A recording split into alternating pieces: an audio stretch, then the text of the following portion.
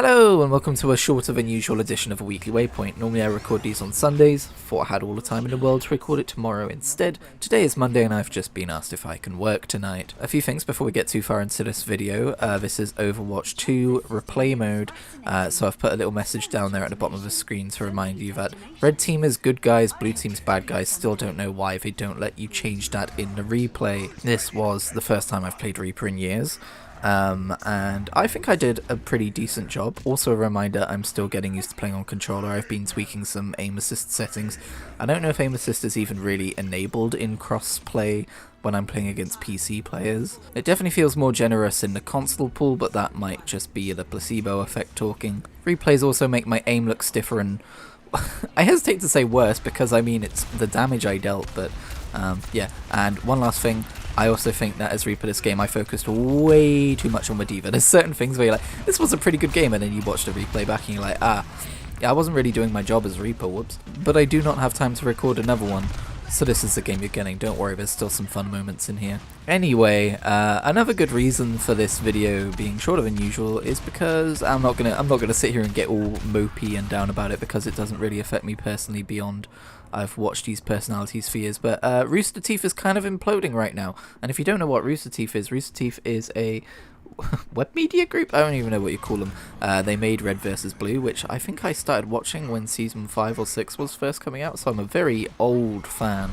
I started watching Achievement Hunter when it first started, all that stuff, and currently they are rightfully being outed for being a absolutely fucking horrible place to work. And if this sounds familiar for you, it's because it is very similar to the Blizzard story, yes. I find it morbidly fascinating that these two companies, which are so far apart in industry and what they do and where they're located, have such similar problems, like to a point where some stories almost feel the same. But for those of you not following, I'm not going to recount the entire thing because it's miserable. I don't know it all off the top of my head either, but basically someone who used to work there who came out as trans was treated terribly before and after she came out as trans, both because she's trans and because Rooster Teeth don't value their hires enough. And the sadly surprising thing about it is a lot of the perpetrators are a lot of the on-screen talent who, you know, I've been watching for years, and you know, you feel like you know them, and obviously, as we have learned so many times over the course of many years on YouTube and as Blizzard fans, no, you don't know these people at all. Although it's not entirely that simple. I do remember watching back in the day when it definitely was a lot more mean-spirited and people called each other horrible names. But again, you didn't know the extent of what was happening behind the camera and everything. I grew up with them, I want to say, like I was a teenager, so I was still learning who I was. It's not an excuse, but again, viewers aren't exactly, I mean, there's something to be said for sure about, like, if you've been watching people for 15 years and you think you know them and then they turn out to have been assholes along the way, there's certainly an element of actually it does affect you. People are very quick to jump on like, no, this is about Caden. Of course it is.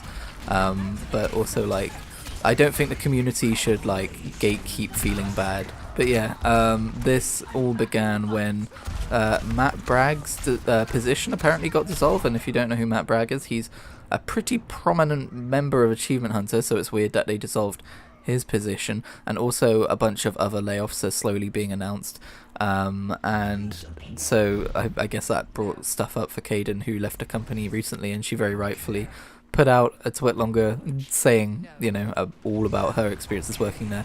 It is pretty horrific to read, but from my perspective as a fan, I'm not like absolutely heartbroken. I'm not grieving for these people, for like this company that I liked that I'm now probably not going to be spending much time with. I do believe that Gavin and Michael and all that have changed as people, and I'm like, maybe naively, but just based on how they used to appear in shows, based on how they appear now in shows, you can kind of see a tangible change there. And the fact that people like Caden and Mika Burton have like come out publicly and said, yeah, you have changed, you know, that does give me some hope for who they are now as opposed to who they used to be. But when it's rotten at the top, like people like Jeff, who I really did like, but you know, there's stories about underpay and about that's just the way things are when they get called out and then publicly they're super sorry. It's like, I don't know if I feel comfortable watching this content anymore. But as I was saying, me personally, it doesn't like make me super sad. I'm not going through a super bad time with this personally or anything. It's kind of interesting to watch, and it definitely feels like an ending, but the situation is still developing. For instance, I know Barbara Dunkelman has removed all mention of Rooster Teeth from her bio and everything, which is kind of a major fucking deal, but she's not actually come out and said anything yet, so I'm sure there's still more to come. Probably by the time this video's come out, more has happened. But at the end of the day, there's more people to watch. You know, I can get distracted by more people. I can go to people like Matt Bragg's live streaming channel and watch him do his live streaming stuff, you know. When Ray left Achievement Hunter all those years ago, that really set the precedent for me of like, oh no, this person I really like is leaving this media group that I really like watching. And then in recent years, or ever since he left really, I've just been watching his live stream VODs occasionally. I'm like, oh, he didn't really go anywhere. His type of content changed, but he's still there, and that's how I'm viewing a lot of this as well. Like, the ones that are good or that I can personally forgive, I'm going to keep following. Rooster Teeth as a whole, I think that's probably not going to be a thing to follow for much longer, to be honest, but I definitely won't be following that. I'm not like the moral compass on everything, so, you know, if you think I've been a bit too flippant about all of this, I do apologise. Always listening and all that. But that's basically just my take on the situation. Nobody should have to go through what Caden went through at their job, and I think it fucking sucks that Rooster Teeth was and continues to be probably like that. In happier news, right at the end of a video where I don't have much time left to talk about it, I've finally chosen a constant game to get back into. You know how I have my constant games? Well, Runescape is the flavour of the month, because I noticed RuneScape seems to be very much an autumn game for me, a very much Halloween spooky season game for me, even though it's not really a Halloween game. But I don't know if I mentioned the whole Fresh Start World thing they were doing. It was a massive controversy in the community because it upsets the balance of a main game pretty fucking drastically.